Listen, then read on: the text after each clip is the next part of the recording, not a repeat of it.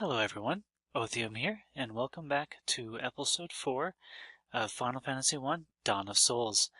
In this episode, it's more of a transitional one where we're moving from chapter 4 to chapter 2 to chapter 3. So as you can see, we now have our boat, and the first thing I'm going to show you is a little mini game that I just learned about actually while I was researching for this next video. This is the first time I've ever played this. It's a numbers game. As you can see, it's called 15 Puzzle, if you caught the title. So the whole point of the game is to get each block to the position that's supposed to be in. So I'm just kind of moving these blocks around to get them where I need them to go. It needs to go from 1 to 15, top to bottom, left to right. So it's just a matter of moving each block in such a way that I can get each block to the position. So I tried this once before I recorded just to try and complete it, and I was able to do it, and it took a really, really long time. This time around, though, I actually did a lot better in planning out everything and getting it all done so I could do it in one video, because had it taken too long to solve it, I would have just cut it out and showed you a bit and just talk about it a little bit more. So in the original game, it kind of gave you, I think, just 100 gil for completing it each time, so it wasn't really that valuable to do. I mean, if you were really good at it, I guess it's a good way to farm for some money for especially the next area. Speaking of which, I did do a lot of grinding, so I went from 9 to 15.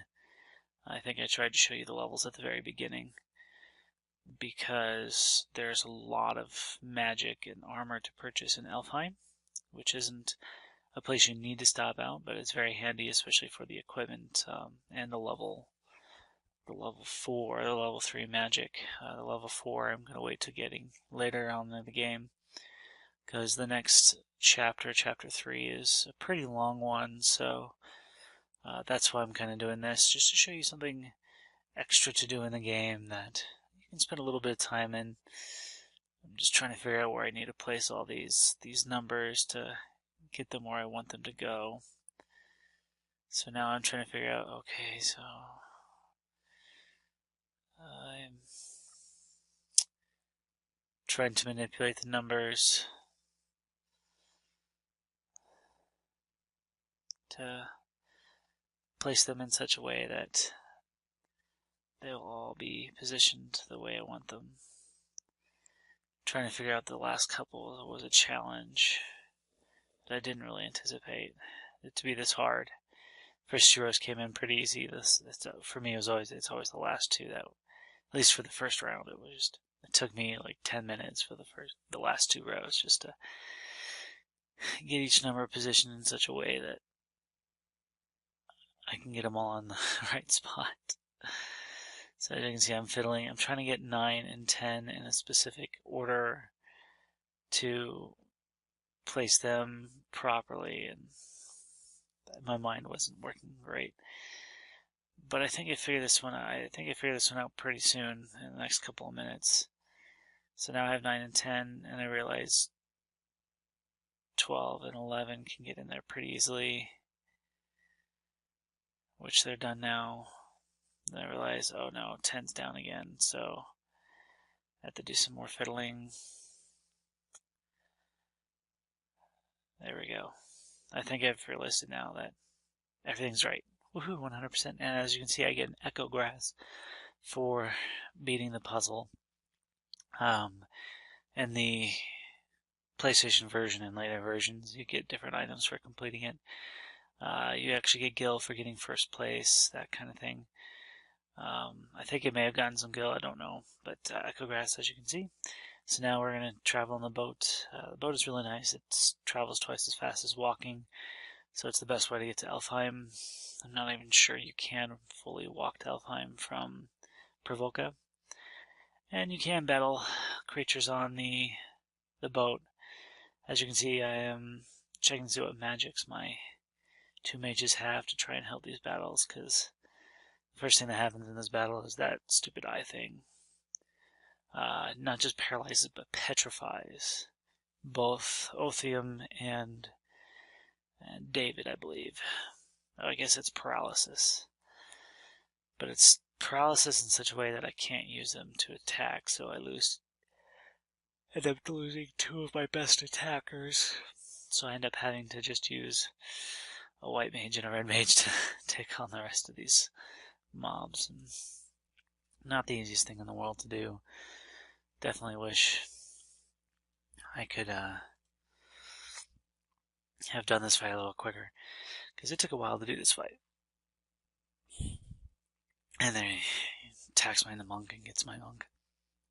I was a little mad. And just kind of now attacking at this point because the red mage's magics aren't enough to really do much damage to these mobs. Once I start getting the next level tier up of magics, it'll help out a lot. So we're just going to go ahead and attack. I think the gaze tried to hit my white mage at one point and missed, which I was very thankful for. So now it just kind of attacks the two that are already paralyzed, so I'm not too concerned. That definitely helped this battle quite a bit, that the only two of them got paralyzed. I don't know what I would have done if they all did. So a few more fights, the sharks.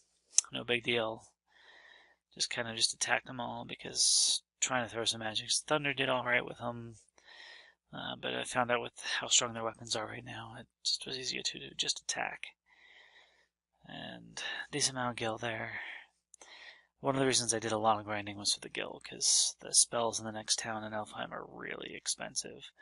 They're $1,000 a piece. The armor can be pretty expensive. I know I just bought some gear, but since this is the beginning of Chapter 3, I just kind of wanted to start off not uber, but very well prepared, because the Marsh Cave and a few other places can really be a nightmare in this game.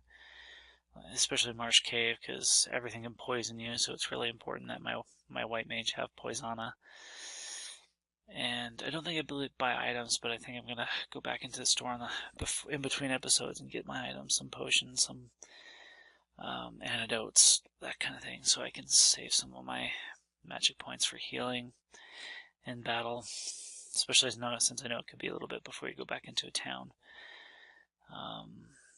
So now we're just up. So there's the weapon shop. I realized I don't really need any weapons from here.